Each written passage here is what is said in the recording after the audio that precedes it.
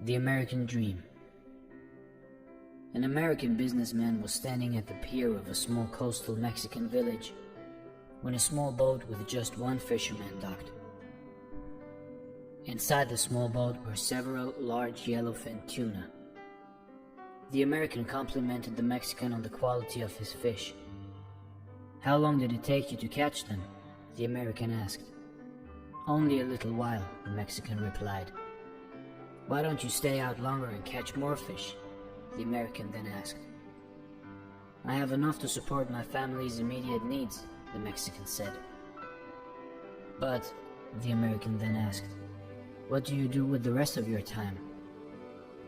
The Mexican fisherman said, "I sleep late, fish a little, play with my children, take a siesta with my wife, Maria, stroll into the village each evening where I sip wine and play guitar with my amigos. I have a full and busy life, senor." The American scoffed. "I am a Harvard MBA and could help you. You should spend more time fishing, and with the proceeds you could buy a bigger boat, and with the proceeds from the bigger boat you could buy several boats. Eventually you would have a fleet of fishing boats. Instead of selling your catch to a middleman, you would sell directly to the consumers, eventually opening your own can factory. You would control the product, processing and distribution. You would need to leave the small coastal fishing village and move to Mexico City, then LA, and eventually New York City, where you will run your expanding enterprise." The Mexican fisherman asked, "But senor, how long will this all take?" To which the American replied, 15 to 20 years. "But what then, senor?" The American laughed and said, "That's the best part. When the time is right, you would announce an IPO, an initial public offering, and sell your company's stock to the public and become very rich. You would make millions."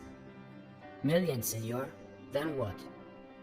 The American said slowly, "Then you would retire, move to a small coastal fishing village where you would sleep late, fish a little, play with your kids, take a siesta with your wife, stroll to the village in the evenings where you could sip wine and play your guitar with your amigos." And the moral of the story is, don't go out and spend all your life trying to become a multi-millionaire. You can't take all that money to your grave.